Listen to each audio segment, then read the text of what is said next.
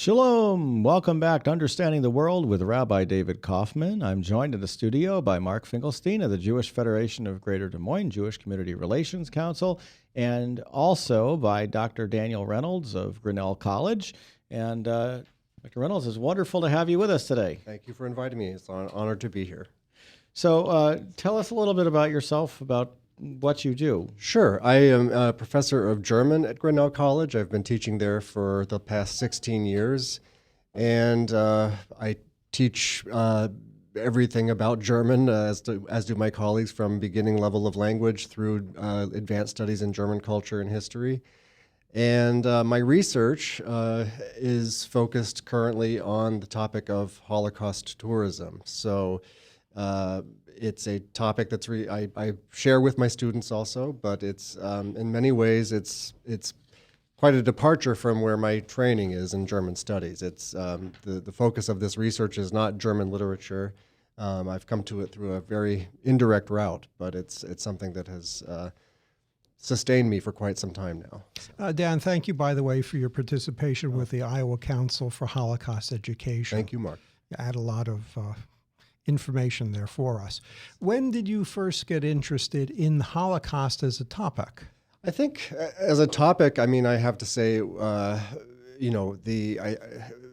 ago, I think even as a high school student, my father was in the military, and we were stationed overseas in Belgium. And I think for me, one of the more formative experiences I had was a visit to the concentration camp of Breendonk, north of Brussels.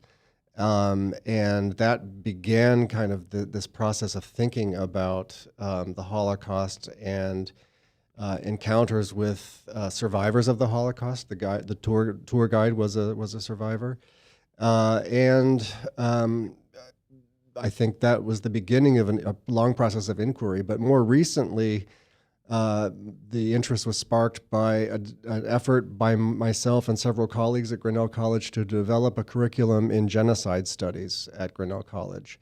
And at the time, I was studying the genocide, the 1904 genocide by the German colonial troops in Southwest Africa of the Herero and Nama people. And it is sort of through the study of that genocide that I've then became interested in the study of in the Holocaust and its memorialization. So my route here is fairly circuitous, but it's long-standing. What was the first of the Holocaust memorials that you had ever seen? I think the first Holocaust memorial that I ever saw was, I would say, I mean, the Washington, D.C. Museum, when it was brand new, was the first site that was dedicated to the memory of the Holocaust that I remember seeing. I've been traveling to Germany and Berlin for many years and was aware of various smaller scale memorials, but I think Germany has, and Berlin in particular, has been creating new, very large-scale memorial spaces dedicated to the Holocaust. So I've been, I think, for the last 20 years or so, those have been part of the focus of my interest. What do you see in Germany? What are they doing? What are those memorials like? They are fascinating. They are, I mean, to back up a little bit, Berlin has plenty of Holocaust memorials, and of course one has to what counts as a Holocaust memorial. So. Berlin is the site of the perpetrators, and I think the memorial sites of Berlin tend to commemorate the sites of perpetration, perhaps the most notorious among them being the House of the Wannsee Conference. But there are also more memorials to the victims, to Berlin's Jewish community, the ruins of the new synagogue in Berlin, for example. But since reunification, so for the last 20 plus years in Germany, there has been a concerted effort to commemorate the Holocaust in the center of Berlin, which had previously been no man's land, between the area between East and West Berlin. And it was a barren wasteland during the period of division. And in recent years, we've had the installation of the memorial to the murdered Jews of Europe, just south of the Brandenburg Gate, very large-scale, massive landscape of concrete pillars in the middle of the city, Not too far from that is the Topography of Terror, which is the grounds where many of the agencies that were affiliated with the Holocaust had their agencies, their administrative headquarters. So the SS, the Gestapo, and so on. And Germany has unearthed that terrain and built a information center there. And not too far from there is Daniel Liebeskind's new Jewish Museum in Berlin, which is an amazing structure, an example of fascinating development in architecture, but also an effort by Berlin to commemorate the Jewish life that once thrived in the city. Now, who's he? Who's Liebeskind Yeah. is also, he is a Polish-born American Jewish architect who is also, when at the World Trade Center, drafted the originally winning proposal for the new World Trade Center building, and whose design came up with the 1,776 feet. But his most famous that design was ultimately not the one that carried through. But his building in Berlin is world renowned, and it's an example of the difficulty, the challenges, and I think in some ways also the successes that Berlin faces in memorializing the Holocaust. The struggles between remembering the Jewish community that once thrived there, the acknowledging the loss, not celebrating the deeds of the perpetrators, but at the same time educating about the deeds of the perpetrators. So there has come in Berlin in particular, there has arisen what some are calling a memorial district in the heart of the city. And its primary focus is on the Nazi era and the Holocaust. And that's an interesting constellation in terms of how Germans now think of themselves in a post-unification world. Now, at least the memorial near the Brandenburg Gate is abstract. What Yes. role does abstraction have to play in any of this?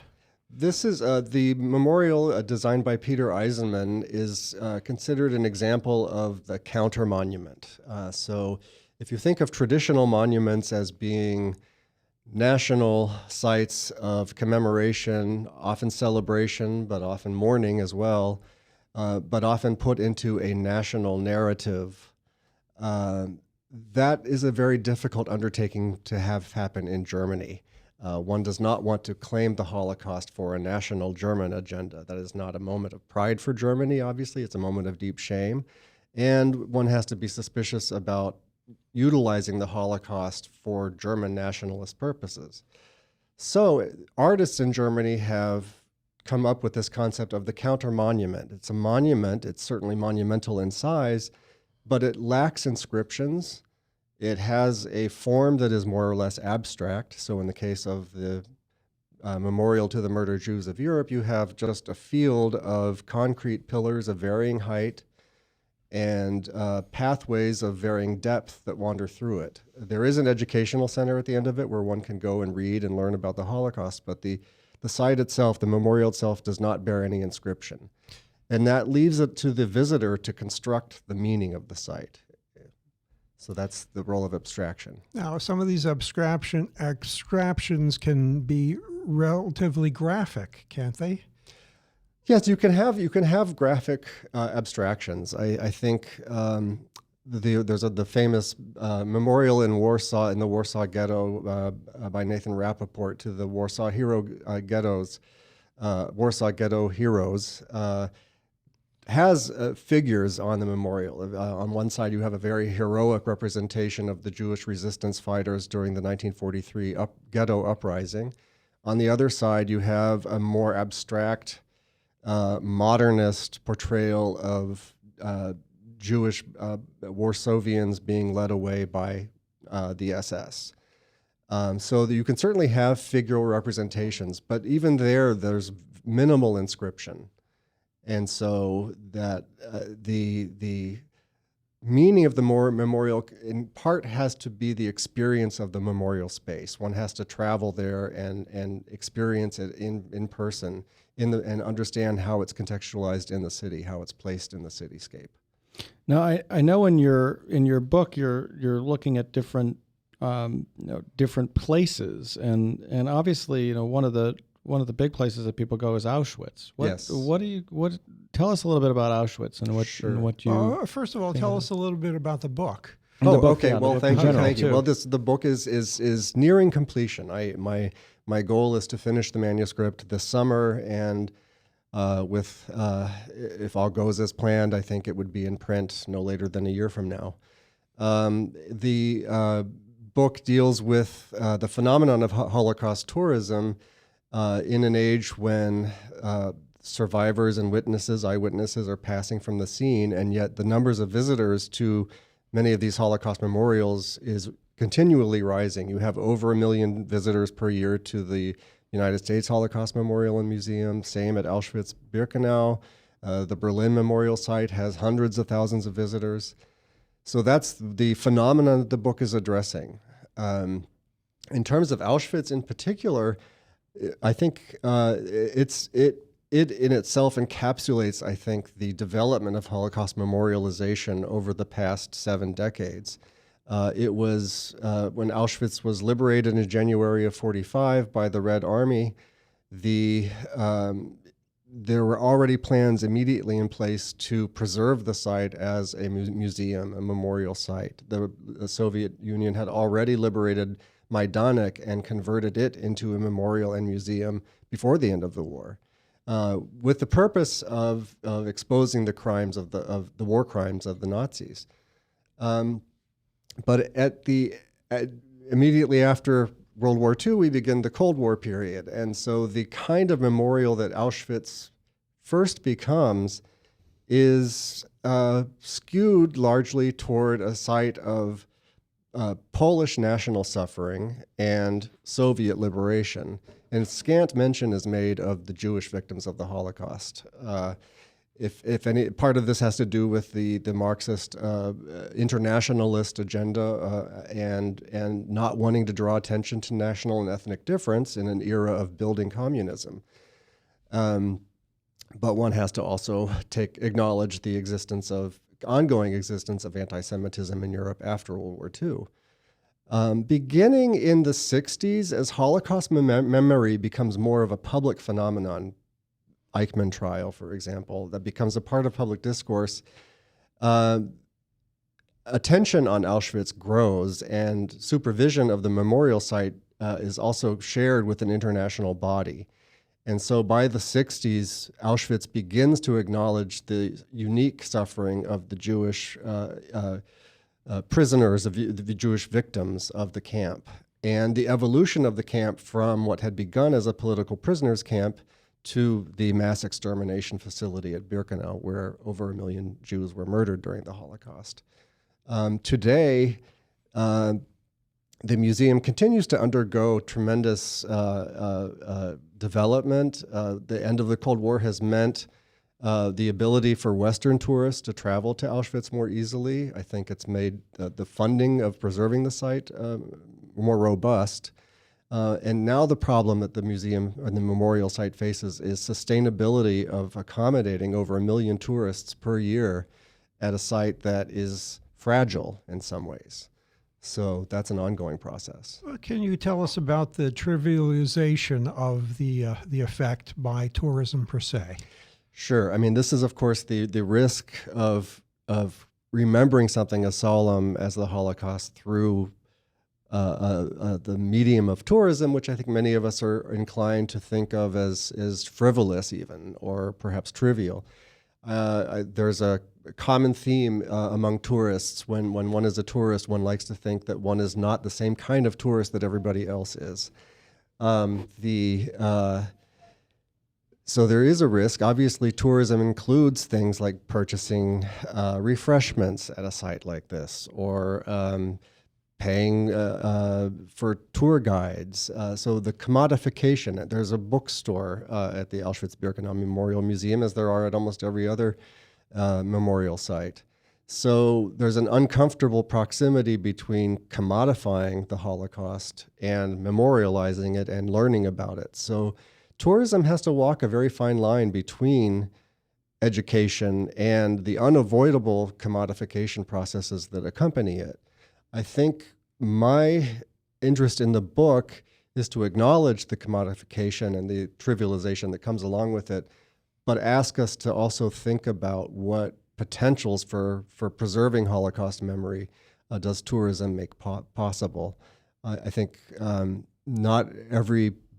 there's a difference between a person who chooses to take time and travel to a remote location in Poland and spend the day at a depressing site learning about the Holocaust versus somebody who's going to a theme park. There are some critics of the facility who actually liken Auschwitz to a theme park. I personally find that characterization a little incorrect, I'll simply say. So, up until now, how is that balance between making it a commodity and memorialization handled?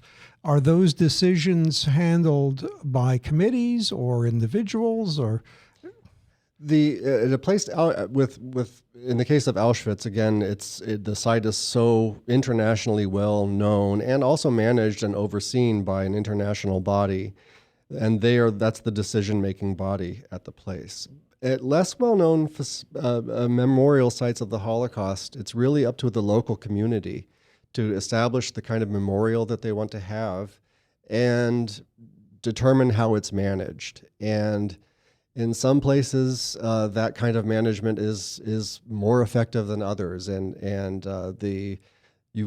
at other places you will have poorly maintained facilities, frankly, and the selling of tickets. There's obviously an economic interest in the site, and yet the product, if you will, is not necessarily of the same caliber or the same quality from locale to locale. So it's a process that I think as time goes on in Europe, and again, I think because of the moment where we are with the passing of the generation of survivors and witnesses, there's a sense of urgency in preserving and recovering many of the sites that have been neglected over these years. So, for example, the site Treblinka and Sobibor have pretty extensive archaeological work underway right now, trying to preserve those sites then for future generations, where neglect may have been a better characteristic of what was taking place, certainly at Sobibor. Now, with physical places that you have mentioned, the places themselves are the memorial. Are you saying that aspects that are highlighted convey opinions, or are you saying that signage conveys opinions? I would say, I think opinion, certainly signage conveys opinion. I think, and sometimes they convey fact and erroneous misinformation. The placard that was originally at Auschwitz-Birkenau misrepresents the number of dead at Auschwitz as, I think, 4 million. We know that's not the correct number, but it also does not characterize the demographics of the group. In Sobibor, a plaque overestimates the number of dead from Sobibor, but also claims them to be primarily Polish Catholic victims. So again, the absence of acknowledging the Jewish suffering during the Holocaust. That is certainly conveyed through signage, but sites also convey information through juxtaposition, through the positioning of pictures, of historical photos on site that inform tourists of the place, and ask tourists also to think about where they are now standing in relationship to the image that they're looking at the camp. In dealing with the various sites, how do they handle killing fields and forest sites and things like that? And I can understand the camps more than I can understand those things. That's very interesting. I mean, of course, half of the victims of the Holocaust died in shootings in forests in Eastern Europe, and so episodes like Babi Yar being the most famous or infamous. But that certainly was something that occurred throughout Eastern Europe. Timothy Snyder's book, Bloodlands, I think, talks quite extensively about that aspect of the Holocaust during that era. But there were killing fields at many of the campsites as well. So Belzec, for example, there were mass burial pits that were just simply neglected. Or places where at Treblinka there was the so-called clinic where prisoners were shot and then thrown immediately into a mass burial pit. And at many of these sites, they were covered over, they were erased. There was an attempt made by the Nazis at the end of the war to cover these sites over, to remove any evidence of their having existed. And one could still walk through these places and find artifacts related to what had transpired there. I think, again, one sees intense interest in preserving these sites. My concern about some of the recovery of these sites is that what we lose in the process is the history of having forgotten, almost willful forgetfulness that has accompanied them. So Belzec is a very good example of a site that had a memorial placard, but very little that marked the terrain and explained what facilities were where and what incidents during the Holocaust took place at the site. Starting in the 90s, visitors to the site were disturbed by the lack of preservation, and now there's a very new memorial installation at Belzec that is very impressive and very instructive. It includes a learning center, but at the same time, the new installation erases the evidence of neglect and the effort to forget. And I think that's just as much an important part of the history of Holocaust memory in Europe, and as is the physical commemoration. Dan, in many museums now, it's not uncommon for people to have earphones and listen to pre-recorded information. Right. How do you view that? I think that facilitates the educational purpose of these installations. I think this is part of the discomfort one has with tourism. It's a profane activity at a site that is for many sanctified by the suffering of the victims. And so how to balance the sense of reverence that one wants to bring to the place, and yet one is aware that one has all the trappings of tourism worn around one's neck. It's distracting at times. Does this connect in any way to U.S. Civil War battlegrounds? I mean, it sounds like the same kind of issues come up. I think there are some similar issues. I think of course, the Civil War, the reenactments, and all of that. The Civil War, I think we seem to have collectively speaking, a greater comfort with that kind of manifestation when the event lies further in the past. I think with the Holocaust still as part of living memory, and of course with the calamitous moment in the 20th century that it represents, the level of discomfort with that kind of preservation of memory is more intense. Thankfully, one does not see reenactments, any efforts there's not a desire or an effort at most of the sites that I'm aware of trying to give the visitor a sense of what it was like, or to simulate in somehow the experience. That would be deeply disturbing. There are other places, for example, if one goes to the Wolfschanz, Hitler's bunker facility in Poland, you can pause and have your picture taken next to an artillery gun from World War II with somebody dressed in a uniform. And there's I find that somewhat distasteful. But nevertheless, even in the absence of reenactments, one has tourists with cameras and taking flash photos in exhibitions that, for example, the human hair that's on display in Auschwitz. Even though one is instructed not to take photos and not to use flash, tourists don't always follow the rules. Or even understand the language that the rules are in. Absolutely. Yeah, that's very true. Dan, are there any displays of religiosity on these sites, and how do you view that? Sure. Well, there are, and this is speaking in the context of the extermination camps that were located on ground that is today in Poland.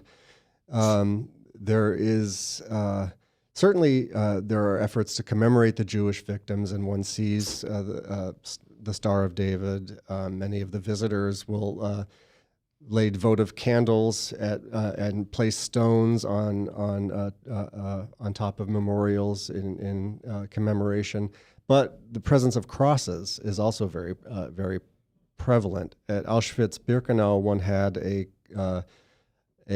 cloister that was in the building that was originally used to store the belongings of new deportees to Auschwitz, and a Carmelite cloister that eventually created such a scandal that the Pope John Paul II, had to ask the nuns to please vacate the space, which they thankfully did. But that tension in Poland between the Catholic Poles, who did many of whom did suffer at the hands of the Nazis, and the overwhelming number of Jewish victims at these sites still plays out. It's still uncomfortable in Poland, I think. If one knows, for instance, that any particular ethnic community is going to want to commemorate something, is there an obligation for the directors of these sites to make provisions for that commemoration? Well, I think there is. I think there has to be some awareness of who will be visiting the site and what is an appropriate way to make space for commemoration that is meaningful and yet does not encroach on the experience of visitors for whom the site may have a very different meaning. And so it's a fine line to walk. I'm not sure there's always an easy answer to it. I don't think that it's ever a tension that can be fully resolved. I actually think that might also be one of the values in the experience of touring a place like that, is that one experiences this tension of appropriate ways of commemorating, whether in a religious tradition or because of one's own ethnicity, that one has a sense of history really still being up for grabs by different agendas or by different communities. And I think the tourist is then asked to think about one's own responsibility for history and the right way to commemorate it. So in Israel, clearly that's a big issue at Yad Vashem. Yes. You can talk about that a little bit, about how Yad Vashem works and Sure. some of those issues that are there. Yeah, absolutely. I was fortunate to travel to Yad Vashem last September, thanks to the support of the National Endowment for the Humanities as well as Grinnell College, and have been intensely interested in the place for quite some time, and knew that I needed to experience it in person to understand the nature of its commemoration of the Holocaust and how it represented that history to tourists. I found it located on Mount Herzl in Jerusalem, on a beautiful, somewhat very quiet, less developed hilltop in Jerusalem, surrounded by other parts of the city. A very quiet and reflective space, very beautiful in a way that most Holocaust memorial sites don't aspire to be. The museum itself is constructed as an axis that travels from a subterranean point and then emerges at the end with a vista of Israel, of Jerusalem. And it's a very inspiring experience, actually, to go from the beginnings of this exhibit to the foundation of the State of Israel. Clearly, the Yad Vashem, to the tourist who is, and many of us are not as aware of Israeli politics, Israeli history, and I think the takeaway for many such tourists at Yad Vashem is that the founding of the State of Israel is intimately linked or causally related to the Holocaust. And of course, one of the tensions of this is that by drawing so much attention to the establishment of the State of Israel after the Holocaust, it tends to ignore the longer history of Zionism, but also the 3,000-year history of Jews in the Holy Land. And so there is a tension there at Yad Vashem. I'm not sure that the average tourist is going to be made aware of that. I think it's something that is not, the site itself does not draw attention to that. But of course, tourists can inform themselves before they go on sites. So there's nothing about tourism that precludes that kind of awareness also. Do you have any impressions of how the material is laid out in Yad Vashem particularly? Yeah, well, I Again, I found it a tremendously moving site. I think one of the things that struck me at Yad Vashem, there's a tendency in memorial sites about the Holocaust to avoid sentimentalization, understandably. One doesn't want to exploit the Holocaust for cheap sentimentality. And yet there are some displays at Yad Vashem that are utterly devastating and moving. When one first walks in, one sees a video play, a newsreel of Jewish families waving to the camera from Europe. The films were from Europe, from life in Europe. And then, of course, the Holocaust begins. And there are several instances where newsreels are shown, newsreel footage is shown in very large format display. For me, the most devastating were the scenes from the Warsaw Ghetto, which focus on children starving to death and a sister holding her brother who apparently has just died and expired in her arms.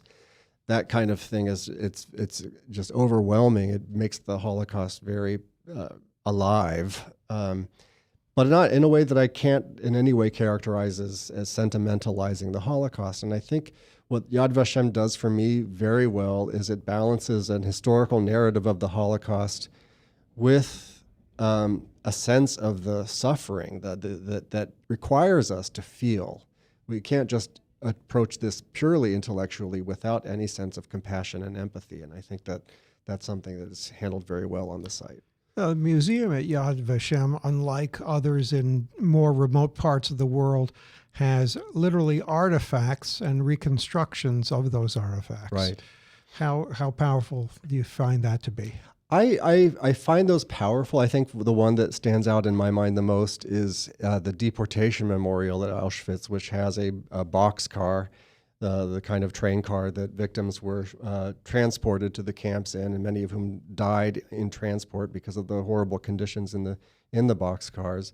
This boxcar is on a railroad that is projected over a chasm and simply stops, and it's a very dramatic representation of the deportation experience.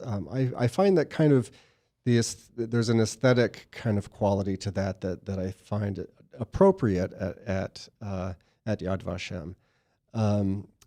If you might contrast that with the boxcar that's on display at the United States Holocaust Memorial and Museum, which actually was a target of some criticism when the museum first opened, because visitors can walk into the boxcar and step out of it on the other side. Well, none of the deportees could walk into the boxcar and step out on the other side and have the boxcar to themselves. It presents itself as an experiential aspect of the Holocaust, but of course does not in any way convey what the experience of the boxcar would have been like. So I think one has to be careful with the use of artifacts. At the museum in D.C., one can circumvent going through it, which Yes. is a useful thing. Yes. Because we were down there once with German National who didn't want to go through it. I think there are people for whom, there is something about seeing that car, and that, of course, it's a boxcar that was used in Yes. deportations. Yeah. And knowing that artifact has a direct connection with the event that one is witnessing is very powerful. Again, the obligation falls to the individual tourist to decide what to navigate one's relationship to that artifact. And I think certainly I can understand how for a German tourist and for many other tourists as well, certainly Jewish tourists as well, might find that overpowering. So I'm not sure whether they had planned in the alternate route when they first constructed the area, but I suppose they found it was necessary for some people, for whatever reason, could not bear to go through it. No, I'm certain that's the case. Yeah. And talking about abstract art again and memorials, how do we know how people react to that abstraction? I think that's a study, and I don't pretend to answer that particular question in my book, but I do. It's a question that I hope that I'm raising, and I think it will fall to other scholars in the future to do some of the empirical work about gauging and quantifying the kinds of reactions that tourists have. I think, though, that there is a lot of documentation in this era of blogging and tweeting and Facebook. People make their experiences known very publicly, and one can have access to a wide range of experiences. Even something, a site as trivial, or, well, I don't want to knock the site in any way as being trivial, but as common as TripAdvisor, where people will document their experiences, shows you a wide range of responses to the sites. Some of them reflect a great deal of reflection, and others sort of are somewhat short and cursory. So Now, when you deal with an abstraction, do we have any idea whether the abstraction is able to communicate to children as well as adults? well, I think that is the challenge of abstraction, and this is the abstraction again is the avenue that many of these counter monuments take in an effort not to impose a message on the viewers. The risk of that, of course, is to impose no message on the inattentive viewer, or on the viewer who is simply not ready yet to do the kind of work of thinking about abstraction, and I would include young children at Holocaust memorial sites. So I think that's why you see at many such sites an educational center located nearby, because the memorial itself can't do the work of conveying a particular message, and yet that message must be conveyed. Well, so in that light, we can talk about 6 million paper clips and some of the American memorials. Right. What do you think about some of the American memorials and ideas like that? How do they work? Well, I think I think it's the 6 million paper clips idea is it's a fascinating effort, I think, to begin to think about the dimensions of the Holocaust. Obviously, one of the incomprehensible aspects of the Holocaust, the number of 6 million dead, is something that it's a number that mystifies, it boggles the mind. What does none of us, I think, can fathom what that the totality of suffering that number conveys. It's a number that overwhelms, and I think this effort at 6 million, gathering 6 million paper clips, is not an effort to understand the number 6 million. It's an effort to understand the enormity of suffering and the incomprehensibility of comprehending these numbers. That ultimately I think the path to understanding the Holocaust can't be in trying to make sense of a magnitude. I think it has to be in the obligation and at the same time the impossibility of doing this and of acknowledging each individual victim of the Holocaust. Now, Dan, you've seen the memorial we have here. What impression does it make upon you? What are your thoughts? Yeah, I'm a big fan of the memorial here in Des Moines. I think it's an incredibly well conceived, beautifully designed memorial that is also very appropriate for the site. I think there is some abstraction that takes place at this memorial, and I think it's appropriate. I think the four walls winding that sort of form a winding pathway provide a kind of historiography of the Holocaust and invite the viewer to walk in and become informed and to educate oneself. But the walls are covered with inscriptions, and the inscriptions ask to be read and ask the viewer to think about what they're saying. And so it's a site with a very clear pedagogical agenda. And I think that's when one thinks about the Holocaust, Des Moines may not be the first place that many people associate with the Holocaust. Of course, there is a large Jewish community in Des Moines, or a substantial a survivor community that once lived in Des Moines, and there is a connection, and liberators also who are living in Des Moines. So for the site to establish the connection between the local experience of the Holocaust and the remote event, I think the memorial does a very good job of explaining that. Thank you. Tell us more about the book. What are the parameters of the book? Well, the book is divided into two sections. I've divided it by type of site that tourists typically go to encounter Holocaust history. So the first half of the book is devoted to tourism at the concentration camps, primarily the extermination camps in Poland. And in that first half, I'm asking sort of abstract questions about what kinds of thinking do tourists do? How do tourists engage with the site? How is there a way to think about tourism as a form of witnessing, which I think has an ethical component that the word tourism itself would not convey? And if there is witnessing taking place, what is being witnessed? I think, obviously, the Holocaust itself is receded into the past, but there's the traces of it and the memory of it and how that memory is cared for comes before the tourist as something to be witnessed. I also ask about tourist behavior. What does it mean to take a photograph? Tourists take photographs. That's what we do as tourists. We wear cameras. Well, what does that mean when you take pictures at a place like Auschwitz or a place like Treblinka?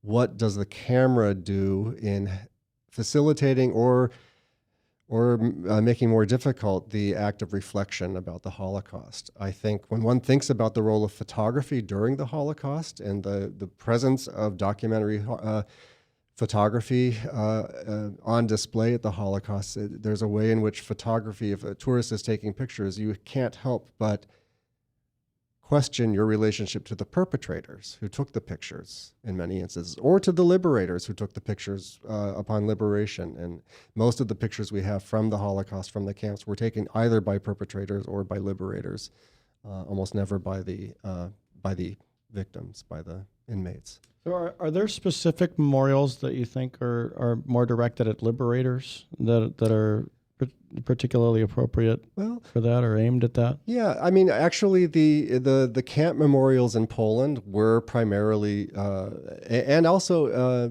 many of the camps in Germany that would have been under Western control during the Cold War, certainly drew more attention to the role of liberators, whether it was in the Eastern Bloc to the role of the Red Army as liberators, or at places like Dachau or not Buchenwald, that would have been in the East, but Dachau or I'm going to draw a blank, but or Mauthausen in Austria, for example. The role of the Allied liberators is certainly highlighted. I think an evolution has taken place at those camps to question the efficacy of liberation or the delays in liberation, and to also not let the act of liberation take center stage at the cost of the suffering of the victims. I think at Des Moines, the memorial certainly calls attention to the experience of liberators, and when there are many quotes by liberators on the memorial at Des Moines, and I think. But they're contextualized. They don't have a sole claim to the space, to the engraved space on the wall. They're contextualized with the experience of survivors and other witnesses, and also with world thinkers who ask big philosophical questions for us to think about. So certainly liberation is an important dimension of Holocaust history and remembrance, and must be acknowledged. But it is a part of it. There are many other dimensions of the Holocaust experience to be commemorated. Dan, this is 70 years after the fact. When did the construction of memorials begin, and where is it going? Well, that's a great question. I think the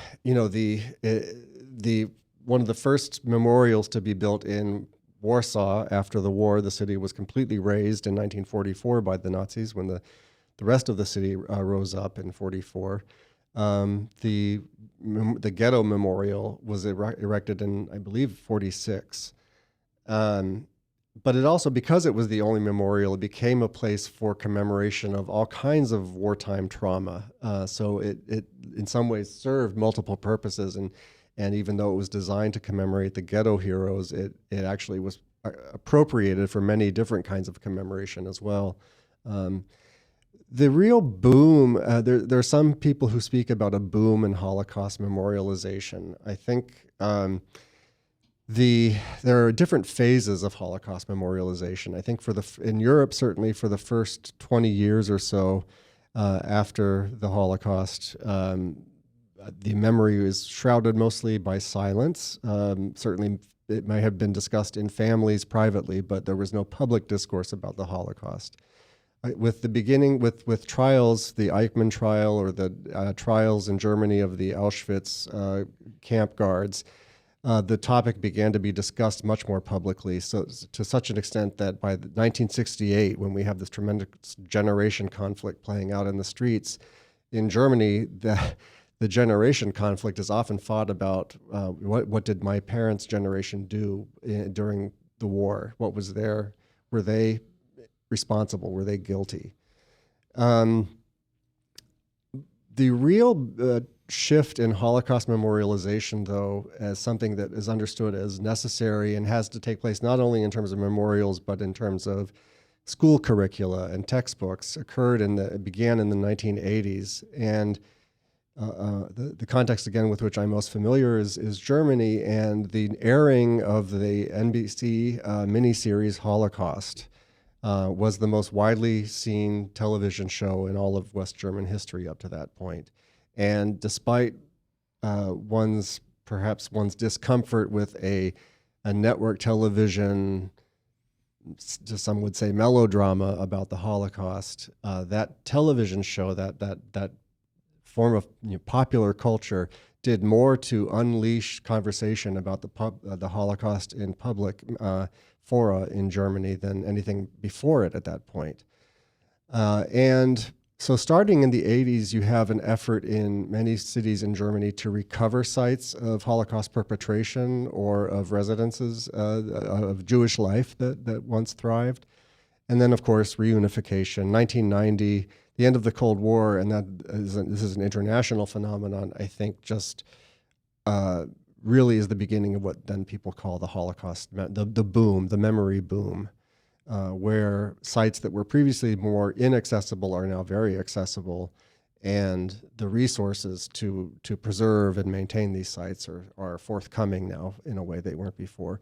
It's no accident, of course, that, again, we are at this historical moment where of the passing of the generation of those who experienced the event, that happened simultaneously, more or less, with the end of the Cold War, I think is part of the reason why there is this tremendous development in the last 3 decades, I would say, of Holocaust memorials. We have an event coming up April 27th. April 27th, which is Holocaust Remembrance Day.